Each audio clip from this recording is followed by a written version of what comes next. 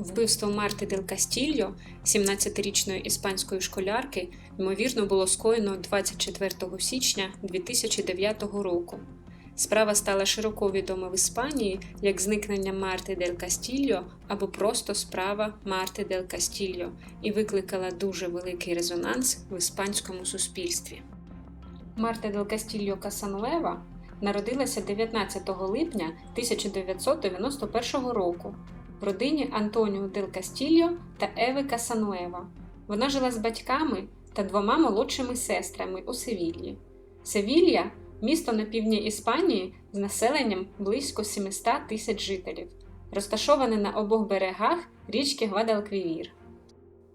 24 січня 2009 року Марта розмовляла з подругою Сильвією Фернандес через месенджер і припинила розмову зі словами: «Товстушка, я покидаю тебе, тому що Ельміге внизу, і я збираюсь з ним порозмовляти. Я зателефоную тобі пізніше та розповім. Кохаю тебе». Ельміге – прізвисько 19-річного Мігеля Карканьо Дельгадо, колишнього бойфренда Марти. Незважаючи на розрив відносин, вони продовжували зустрічатися. Близько 17:00 Марта попередила батьків, що проведе вечір із друзями, і залишила сімейний будинок, що знаходився на вулиці Аргантоніо. Мати Марти Дель Кастільо, Ева Касануева, раніше застерігала доньку від спілкування з Мігелем Карканьо, стверджуючи, що він схожий на аб'юзера. Коли дівчина не прийшла вчасно додому, її батьки спробували додзвонитися їй по мобільному телефону, який за перших дзвінків був увімкнений, але Марта не відповідала. Потім вони зателефонували її друзям, деяких з них згодом звинуватили у зникненні дівчини. Мігель Карканьо зізнався, що бачив Марту того вечора, але стверджував, що розлучився з дівчиною біля входу до її будинку близько 21:30. Матір Марти, Ева Касануева, була стурбована і сказала Мігелю, що доповість на нього в поліцію, якщо з її дочкою станеться щось погане. Мігель, він же Ельміго, викликав додаткові підозри у сім'ї та друзів Марти, коли замість допомоги з пошуками негайно переїхав до сусіднього міста Камас. З того часу Мігель проживав у Камасі вдома у своєї останньої дівчини, 14-річної Росіо. Друзі Марти також шукали дівчину у квартирі на вулиці Лева 13, будинок 78 у Севільї, де раніше жив Мігель зі своїм старшим зведеним братом Франсіско Хав'єром Дельгадо Морено. Вони помітили, що в квартирі сильно пахло хлором та аміаком. Сім'я Марти повідомила про її зникнення в поліцію близько 2:00 години ночі. Справа розслідувалася робочою групою у справах неповнолітніх Національної поліції Іспанії. Після зізнання Мігеля Карканьо до справи приєдналася спеціальна група з розслідування вбивств. Мігель заперечував свою провину на повторних допитах, але його нова дівчина стверджувала, що бачила кров на штанах Мігеля. Пізніше на підкладці куртки 19-річного юнака виявили кров Марти Дель Кастільо. Тест на люмінол у квартирі на вулиці Лева 13, 78 також виявив велику пляму крові на підлозі у спальні. Мігеля Карканьо допитали ще раз 14 лютого 2009 року. Почувши свідчення своєї дівчини і дізнавшись про докази, він зізнався у вбивстві. Згідно з новими свідченнями, Карканьо вбив свою колишню дівчину Марту Дель Кастільо під час сварки в ніч на 24 січня. Причиною цієї сварки стали відносини Мігеля з новою дівчиною. Також Марта погрожувала Мігелю розповісти його новій дівчині про любовний трикутник, якщо він не перестане бачитись з нею. Зброєю вбивства стала важка попільничка, яка так і не була знайдена. Мігель стверджував, що вдарив Марту в ліву частину тім'яної кістки, що і стало причиною смерті. Юнак також стверджував, що зателефонував своєму другові Семуелю Бенітесу Пересу з телефону на вулиці Лева 13 і попросив його допомогти перевезти тіло в сусіднє місто Камас. Там вони кинули тіло в річку Гвадалквівір, поруч із населеним пунктом, Чарко де ла Пава. Поліція підозрювала, що Мігель Карканьо багато чого не домовляв. Серед іншого, він стверджував, що тіло вбитої ним Марти дель Кастільо перевезли на його мопеді. Але слідчий експеримент показав, що мопед недостатньо стійкий для перевезення 3 осіб, включаючи труп, цією місцевістю. 16 лютого 2009 року міністр внутрішніх справ Альфредо Перес Рубалькаба оголосив, що Мігеля Карканьо і Самуеля Бенітеса було заарештовано за звинуваченням у вбивстві та незаконному позбавленні волі. Також було заарештовано зведеного брата Мігеля та 15-річного друга Мігеля та Самуеля Франсіско Хав'єра Гарсія Маріна на прізвисько Ель Кукуй. Ель Кукуй, а також Куко, Кока, Кука та Коко – містичний монстр-примара в латиноамериканському дитячому фольклорі, еквівалентний бугімену та бабаю у слов'янському фольклорі. Коко – чоловічої статі, а Кока – жіночої, хоча неможливо відрізнити один вид монстра від іншого, оскільки обидва однакові зовні. 218 співробітників провели обшук річки Гвадалквівір між містом Камас та затопленим гирлом річки у місті Сан-Лукар-де-Барамеда. В операції взяв участь особовий склад спеціальної групи з операцій, спеціалісти підводних груп Громадянської гвардії та військовий підрозділ з надзвичайних ситуацій.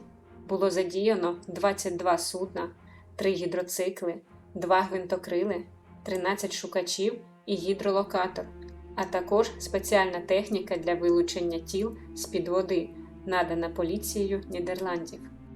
Інженер Дока з населеного пункту Хельвес також надав саморобний інструмент у вигляді граблів, здатний видаляти бруд з дна річки.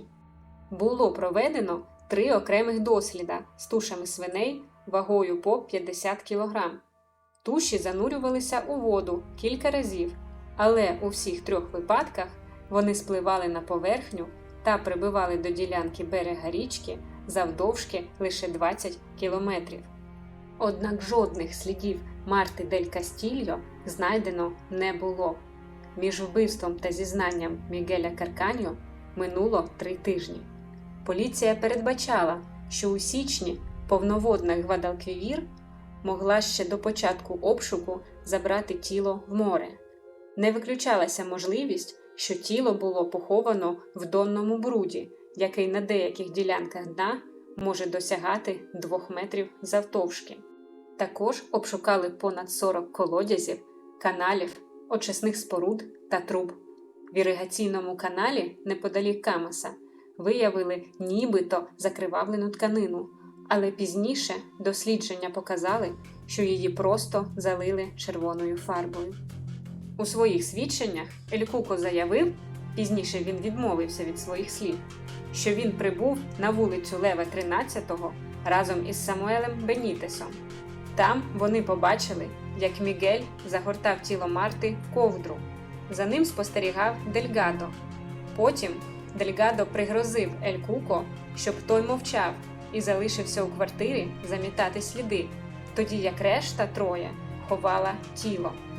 На основі показань Ель Куко та телефонних розмов Мігеля з Франсіско Дельгадо, коли обидва перебували під вартою, поліція зробила висновок, що Франсіско виношував план дій, якому хотів слідувати після вбивства.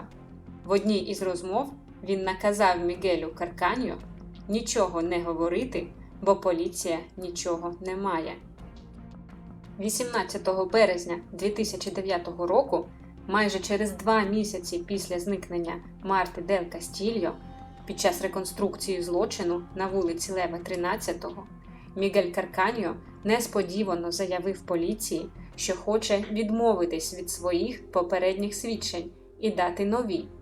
У другій заяві Мігель звинуватив у вбивстві Ель Куко, сказавши, що той задушив Марту у вітальні Франсіско Хав'єра Дельгадо в той час, коли сам Карканьо перебував у спальні під впливом речовин. Після цього Ель Куко зателефонував до Самуеля Бенітеса і вони викинули тіло в контейнер для сміття на перехресті вулиць Лева 13 і Хорхе де Монтемора. Мігель Карканьо заявив, що свої перші свідчення він надавав під тиском поліції. Зафіксувавши нові свідчення, поліція запропонувала іншим 3 обвинуваченим зробити нові заяви. Їм влаштували очні ставки з Мігелем та один з одним, щоб дослідити їхню реакцію. Бенітес та Ель Куко стверджували, що взагалі не причетні та не відвідували квартиру Дельгадо у день злочину. Адвокат Ель Куко назвав другу заяву Мігеля жартом і наполягав на невинності свого клієнта. Не вірив підозрюваним і батько Марти дель Кастільо, Антоніо, який звинуватив їх у навмисному приховуванні місцезнаходження тіла, нібито вони скоїли ще якісь злочини проти його дочки.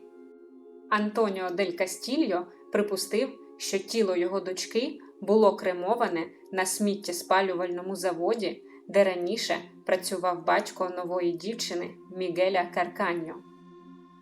В результаті нової заяви батька Марти пошукова група була перенаправлена від річки на сміттєзвалище Монте-Марта-Коніка, недалеко від міста Алькала де Гвадайра, де переробляється сміття із Севільї. У ході реконструкції злочину неправдоподібність другої версії Мігеля ставала все очевиднішою. У результаті 19 березня він знову відмовився від своїх свідчень та дав нові перед слідчим суддею. Цього разу Мігель Карканьо сказав, що він пив, курив і вживав заборонені речовини разом із Мартою та Ель Кукуєм на вулиці Лева 13. Близько опівночі 2 парубків спробували схилити дівчину до інтимної близькості. Коли вона почала чинити опір, вони побили її та відвели до спальні, де загрожували їй навахою. Наваха – це великий складний ніж іспанського походження.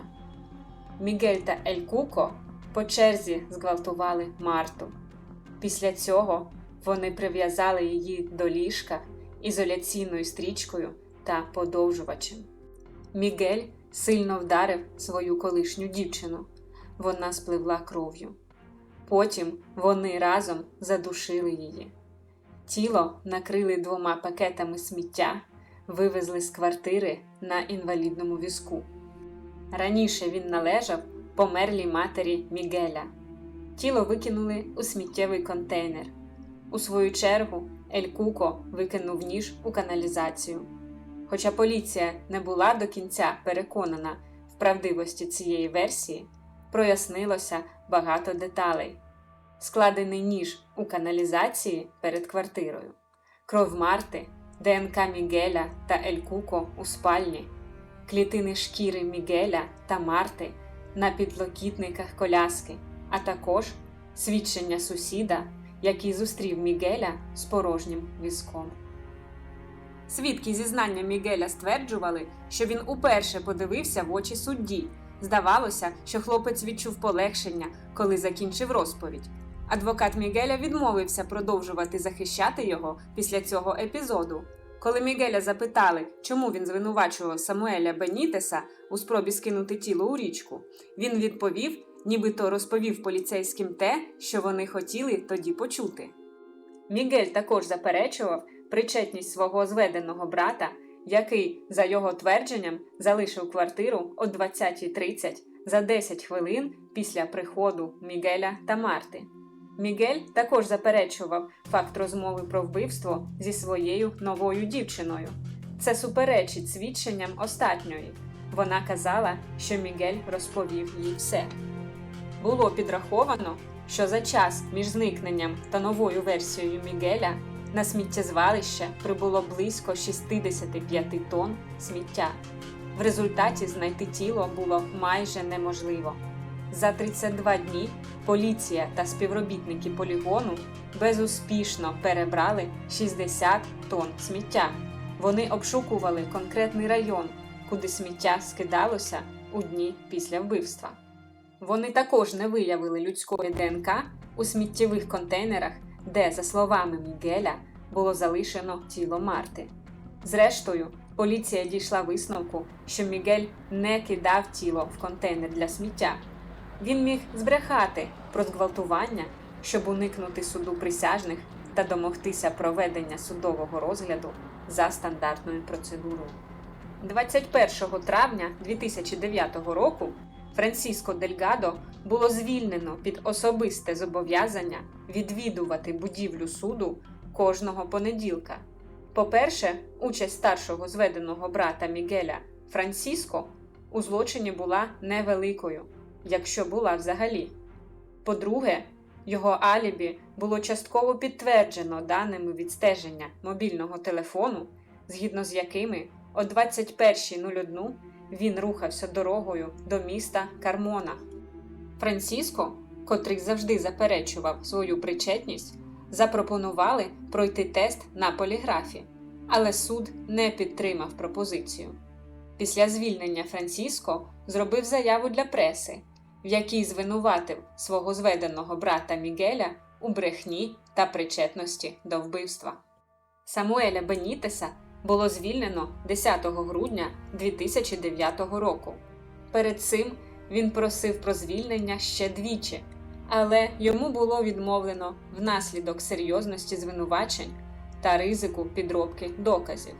Ель Куко був неповнолітнім і був поміщений у виховну колонію на максимально дозволений термін, а це 9 місяців. Потім він переїхав до будинку, де перебував під наглядом.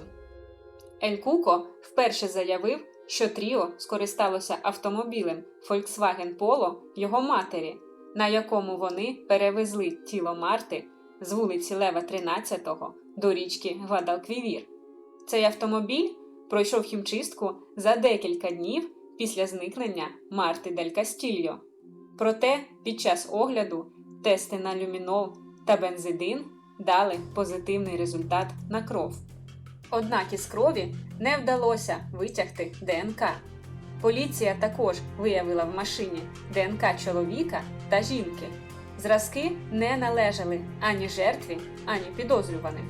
Передбачалося, що вони належали матері Ель Куко та її співмешканцю, але ніхто з них не погодився здати аналіз ДНК для порівняння. У грудні 2009 року з'явилася інформація ще про дві машини матері Ель Куко та її співмешканця – Renault 19 і Ford Escort. Обидві з серпня стояли на вулицях Севільї зі спущеними шинами та без номерних знаків. Раніше пара стверджувала, нібито їм належав лише Поло. Рено було здано в брухт і знищено 27 листопада 2009 року. Встановити власника не вдалося, але Форд ще можна було відновити для огляду. У Форді було знайдено ДНК чоловіка та жінки.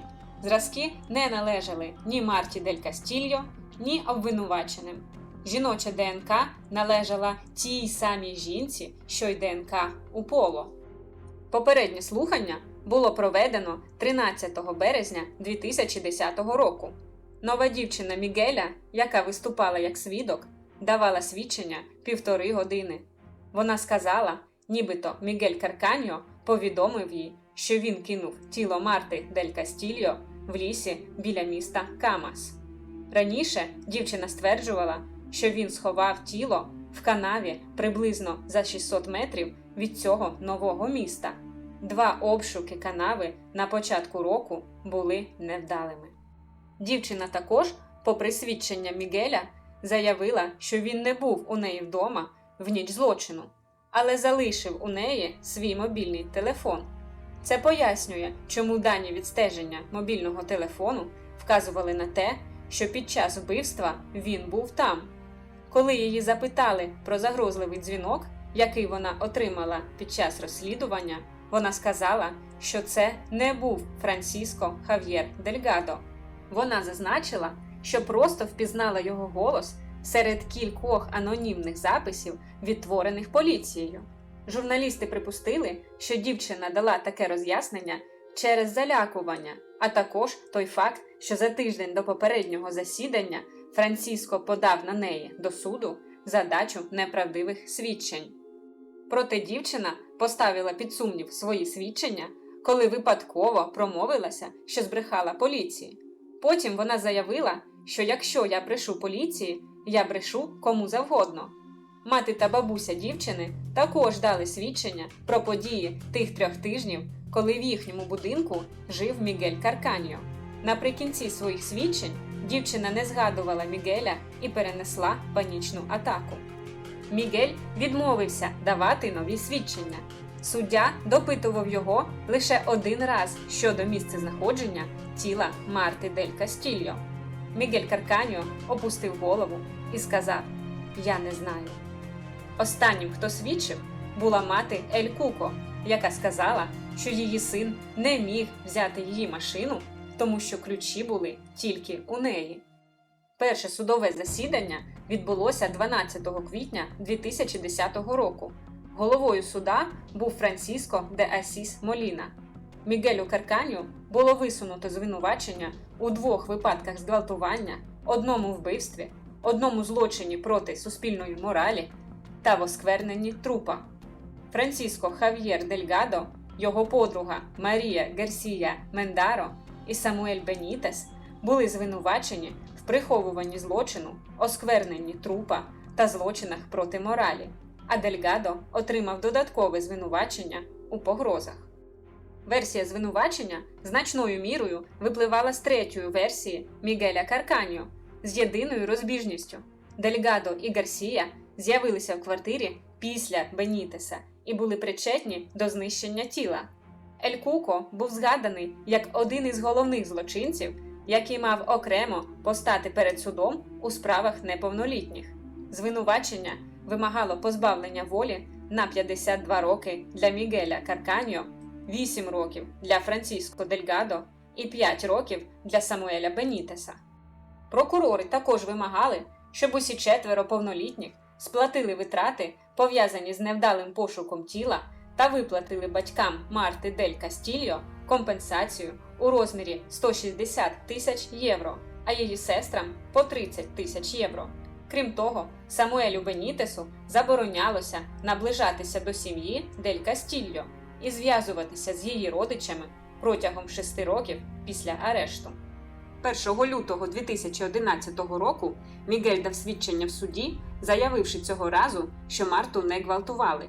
Він вбив її попільничкою сам і залишився в помешканні на вулиці Лева 13-го, щоб зачистити місце злочину, тоді як Самуель Бенітес та Ель Куко скинули тіло у річку.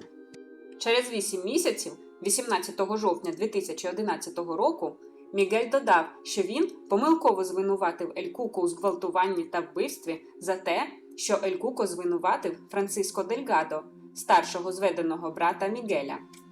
Насправді Бенітес та Ель Куко прибули на місце злочину вже після вбивства. Дельгадо стверджував, що він вийшов з дому до вбивства, ніколи не зустрічався з Мартою дель Кастільо і не знав, що вона була у відносинах з його братом Мігелем. Коли він йшов, двері спальні Мігеля були зачинені, і він не заглядав усередину. Франсіско проводив час зі своєю колишньою дружиною та дочкою з 21 до 23:30, перебував у пабі до 2-ї ночі та в барі до 4-ї ранку. Потім зателефонував Гарсії, щоб його впустили додому. Він стверджував, що нікому не загрожував і не знав, де тіло Марти. Однак відмовився пояснити, що мав на увазі, промовивши після зникнення Марти дель Кастільо фразу «Тут нема чого шукати». Марія Гарсія, подруга Дельгадо, сказала, що вона попросила у Дельгадо дозволу підготуватися до навчання у нього вдома, і що вона поїхала туди після того, як відвезла Франсіско Дельгадо до пабу, близько 23:50. Вона стверджувала, що ніколи не бачила ні Марту дель Кастільо, ні її тіла, але зазначила, що через зачинені двері Мігеля Карканьо долинав дивний запах.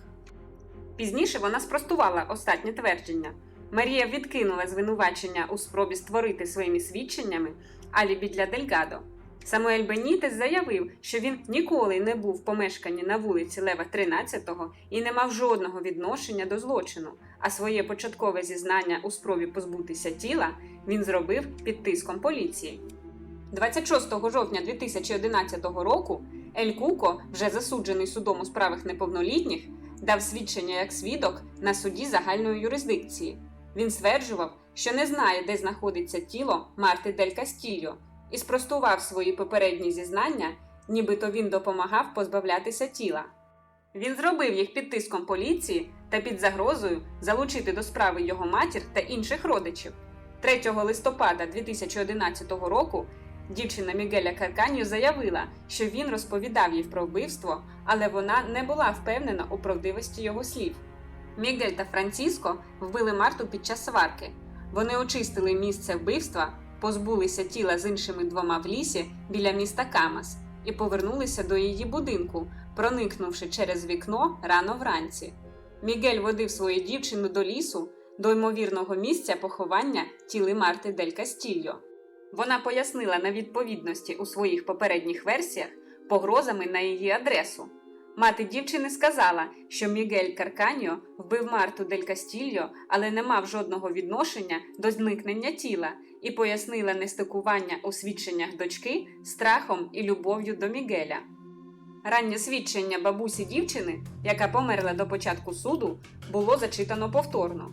У ньому говорилося, що вранці вона прала одяг Карканьо і не знайшла в ньому нічого дивного. Бармен Антоніо, який працював на вулиці Лева 13-го, заявив, що близько 2-ї ночі бачив 2 худих людей у толстовках із капюшонами. Вони штовхали інвалідний візок з великим пакетом до контейнерів для сміття. Пізніше вони поверталися з порожнім візком.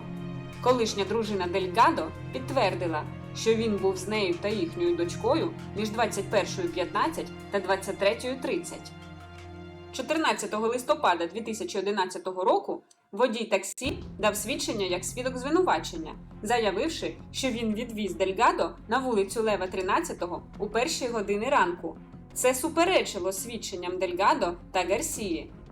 Коли його запитали, чому він не виступав до минулого тижня, він сказав, що до цього моменту не усвідомлював цінність свого свідчення. Батько Ель Куко сказав, що відправив свого сина додому. Він, будучи на роботі, не міг перевірити, чи був син в будинку, але це зробила його дружина. Мати Ель Куко сказала, що вона приїхала додому о 1:30 ночі і побачила, як син спить у своїй кімнаті. Її свідчення були спірними, тому що вона неодноразово просила відкласти або скасувати допит, посилаючись на хворобу. Проте тижнем раніше вона дала інтерв'ю на каналі Телесінко у прямому ефірі ток-шоу «Ла Норія» і сама ж заплатила за участь у цьому шоу. У відповідь глядачі бойкотували Телесінко, шоу припинили спонсорувати, що призвело до перенесення програми на ранок і пізніше до зняття з ефіру. 16 січня 2012 року, через 2 роки після зникнення дівчини, Мігель Карканьо був засуджений до 20 років тюремного ув'язнення за вбивство. Також він повинен був виплатити батькам і сестрам Марти Дель Кастільо компенсацію в розмірі 340 тисяч євро. За рештою звинувачень він був виправданий. Решта обвинувачених було виправдано за всіма звинуваченнями з посиланням на відсутність доказів. У вироку вказувалося, що Мігель Карканьо позбувся тіла за пособництва Ель Куко, котрий був засуджений судом у справах неповнолітніх, та 3-ї невідомої особи. Доказів, що цим третім був Самуель Бенітес, виявилось замало. Суд над Ель Куко розпочався 24 січня 2011 року. Головою суду був Алехандро Віан. Франциско Хав'єр Гарсія Маріна на прізвисько Ель Куко звинувачувався у зґвалтуванні, вбивстві та злочині проти суспільної моралі. Він наполягав на своїй невинності та стверджував, що не знає, де знаходиться тіло. 4 попередні визнання про приховування вбивства він зробив нібито під тиском поліції.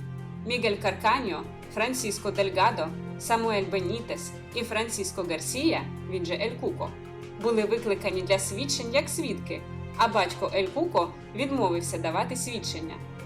Звинувачення запросило 6 років ув'язнення в колонії для неповнолітніх, ще 3 роки під наглядом і штраф в розмірі більш ніж 600 тисяч євро за невдалі спроби пошуку тіла Марти Дель Кастільо. 24 березня 2011 року Ель Куко був визнаний винним у прихованні злочину та засуджений до 3 років позбавлення волі в колонії для неповнолітніх та 1 місяця під наглядом. Вирок дозволив зарахувати до покарання час, проведений Ель Куко в ізоляторі. Це означало, що він міг вийти на волю менш як через рік після суду. Хлопець був визнаний невинним за звинуваченням у зґвалтуванні та вбивстві та уникнув оплати безуспішного пошуку тіла. Вирок викликав суперечки, оскільки будувався на версії, що головним винним був Мігель Карканьо. На той момент вина Мігеля ще не була доведена, оскільки суд над ним ще не завершився. Посилаючись на протиріччя та нелогічні припущення щодо рішення суду загальної юрисдикції, звинувачення вимагало скасування вироку Верховним судом Іспанії та проведення нового судового розгляду. Верховний суд відхилив скаргу та залишив вироки в силі, крім одного. Вирок Мігеля Карканьо був змінений, оскільки суд вважав, що його постійна зміна свідчень про вбивство та долю тіла Марти Дель Кастільо виходять за межі його права не свідчити проти себе. Це завдало додаткових моральних збитків родичам загиблої дівчини і має розцінюватися як злочин проти суспільної моралі. В результаті Карканьо був додатково засуджений до позбавлення волі терміном на 1 рік і 3 місяці і також мав сплатити вартість невдалих обшуків у розмірі більш ніж 600 тисяч євро. Оскільки справа набула суспільного резонансу, сім'я Дель Кастільо розпочала кампанію з метою домогтися посилення вироків. Вони вимагали проведення референдуму, який дозволив би застосувати довічне ув'язнення. 21 лютого 2009 року близько 5000 осіб провели демонстрацію в Мадриді на підтримку цієї ініціативи, причому очолювали марш родичі Марти. Згодом голова уряду Іспанії Хосе Луїс Родрігес Сапатеро зустрівся з батьками вбитої дівчини, щоб висловити своє співчуття та підтримку. Однак він ясно дав зрозуміти, що довічне ув'язнення в Іспанії не буде застосовано, як того вимагають батьки дівчини, оскільки воно було скасовано в 1978 році діючою Конституцією Іспанії. 4 березня 2009 року сім'ю Дель Кастільо відвідав лідер Народної партії Маріано Рахой. У 2011 році політик включив пункт про довічне ув'язнення до своєї передвиборчої програми на парламентські вибори в Іспанії 2011. Після оголошення вироку Антоніо Дель Кастільо, батько жертви, заявив, що шукатиме справедливості за межами Іспанії, нібито в країні немає і не буде правосуддя. Він додав, що у разі потреби дійде до Страсбурга. Це штаб-квартира Європейського суду з прав людини. Того ж тижня, після оголошення вироків, Маріано Рахой уже в статусі голови уряду підтвердив, що закон про неповнолітніх має бути змінено, як він і обіцяв у своїй передвиборчій програмі. На регіональному рівні реакція була неоднозначною. Хосе Антоніо Гриньян, голова уряду Андалусії, назвав це сюрпризом і висловив своє неприйняття. Хав'єр Аренас, навпаки, зажадав посилити вироки ще більше, якщо жертвами будуть підлітки. У 2010 році співачка Діана Наваро спільно з дуетом Енді і Лукас написали пісню «Я прошу дати мені слово» іспанською «Pido la palabra» на честь Марти Дель Кастільо. Також Марті присвячували свої композиції реп-виконавець Маулі Хок, Серхіо Контрерас та Марі Лус Кортес, пісня «Безкрилий герой» іспанською «Héroe sin alas», Гіле непереможний, пісня «Хоча ти не тут» іспанською «No estés». У 2013 році Мігель Карканьо повідомив поліції, що справжнім та єдиним убивцею Марти Дель Кастільо був Франсіско Дельгадо. Згідно з цією новою 6-ю версією Мігеля, Франсіско вдарив Марту рукояткою пістолета після того, як вона спробувала втрутитися в бійку між братами. Згодом вони разом позбулися тіла на фермі під назвою Ла Манджалоба у місті Ла Рінконада. За добу вони повернулися на місце злочину, щоб присипати останки вапном. На питання, чому він не говорив нічого подібного раніше, Мігель відповів, що боїться свого брата. Звинувачення визнало цю історію неправдоподібною. Після нового допиту Франциско Дельгадо суддя виправдав його та розкритикував поліцію за допит Мігеля Карканьо щодо злочину, за який він уже був засуджений. Незважаючи на загальний скептицизм, через кілька місяців на фермі Ла Манджалоба провели обшук і жодних слідів тіла знайти не вдалося. У 2014 році пройшли обшуки на стихійному сміттєзвалищі недалеко від дороги, якою Мігель їздив із Севільї до Камасу. Звалище знаходилося недалеко від берега річки, де, як він стверджував у своїй першій версії, він і кинув тіло. За результатами тесту на поліграфі, який пройшов Мігель Карканьо в університетській лікарні Сарагоси, нова локація дійсно могла виявитися місцем поховання тіла. Хоча на місці було виявлено фрагменти людських кісток, вони належали 3 або більше різним людям, які померли від 100 до 200 років тому. Мігель повторив свою останню версію в суді, наполягаючи на тому, що тіло перебувало у Ла Манджалобі, а не на звалищі. Він додав, що розуміє, чому поліція проводить там обшук. У 2015 році Антоніо Дель Кастільо, батько жертви, запропонував Мігелю Карканьо 18 тисяч євро, якщо він точно визначить справжнє місце знаходження тіла його доньки Марти. Також він пообіцяв, що не висуватиме проти нього додаткових звинувачень. Мігель відхилив цю пропозицію, заявивши, що не буде нічого вигадувати для нього. 7 вересня 2015 року програма «Еспехо Публіко» з каналу Антена 3 взяла інтерв'ю у людини із псевдонімом Оскар. Він представлявся поліцейським інформатором, який протягом останніх 2,5 років працював під прикриттям в оточенні Ель Куко та записав 600 годин розмов. Оскар стверджував, що коли Мігель Карканьо та Ель Куко перевезли тіло на інвалідному візку, вони скинули його не в контейнер для сміття і не в річку, як стверджували, а перенесли в іншу квартиру. Там тіло було розчленоване за участю друга Мігеля, іноземця. Потім останки розклали по кількох сумках, подальша доля яких була невідома Мігелю Карканьо. Це пояснювало те, чому він не зміг точно визначити місце знаходження тіла. Також Оскар стверджував, що сім'я Ель Куко не відчувала ні суму, ні співчуття до сім'ї Дель Кастільо, що вони сміялися над невдалими пошуками тіла і хотіли найняти когось, щоб побити матір і діда Дель Кастільо. 29 жовтня 2015 року слідчий суддя прийняв записи як потенційні докази. Еспехо Публіко також з'ясувала, що мати Ель Куко допомогла створити алібі для свого сина. Вона боялася, що він справді міг зґвалтувати Марту і що батько Ель Куко міг скомпрометувати його, бо говорив надто багато. Оскар також сказав, що мати Ель Куко, можливо, допомогла позбутися тіла, позичивши свою машину. Ель Куко мовчав про це, тому що хотів захистити свою матір і мав докази причетності Франциско Дельгадо до вбивства.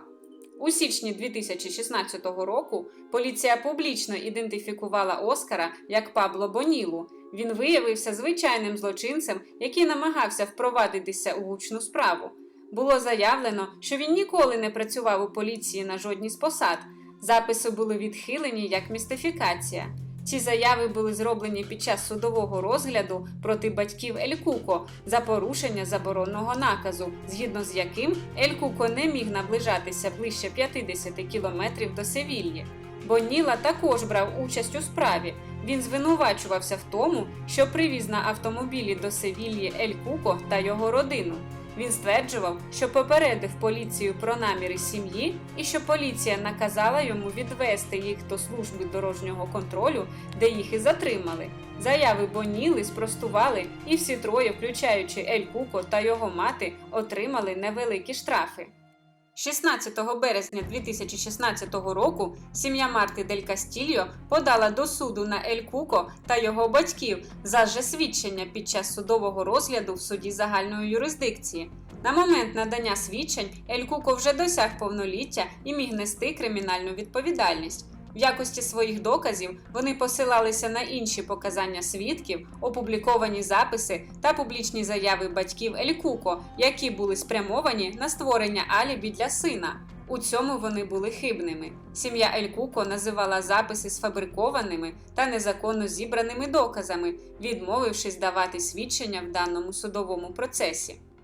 7 лютого 2017 року, після отримання висновку експертизи на замовлення Антоніо Дель Кастільо, суддя Моліна призначив новий обшук району річки Гвадалквівір. Криміналіст Ігнасіо Абад та геофізик Луїс Авіаль з використанням георадару визначили область, де й могло бути поховано тіло. Вона розташовувалася за 10 хвилин ходьби від вулиці Лева 13-го, поруч із центром веслування Картуха. Про цей район говорила і медсестра з університетської лікарні імені Діви Макарени. Вона стверджувала, що бачила 3 чоловіків у чорних толстовках, які штовхали інвалідний візок. Коли вони зупинилися, до дуже маленького підійшла пара і почала розмову. Пошуки закінчились 24 лютого, знайти нічого не вдалося. Того ж дня Антоніо зустрівся з Мігелем Карканьо у в'язниці Ерера де ла Манча. Мігель стверджував, що не знає, де знаходиться тіло його дочки Марти і що його брат позбавився тіла. На цей раз він стверджував, що Дельгадо перевіз тіло в машині своєї колишньої дружини і закопав на фермі в Ла-Альгабі. Він додав, що Дельгадо, ймовірно, пізніше викопав його та перепоховав в іншому місці. Мігель також стверджував, що допомагав Дельгадо позбавитися тіла під погрозами останнього, але його допомога була незначною, і він втік за першої нагоди. Щодо його постійно мінливих версій вбивства, він стверджував, що завжди дотримувався поради свого брата. 5 листопада 2021 року на платформі Netflix вийшов документальний серіал під назвою «Де Марта?». Тіло дівчини досі не знайдено.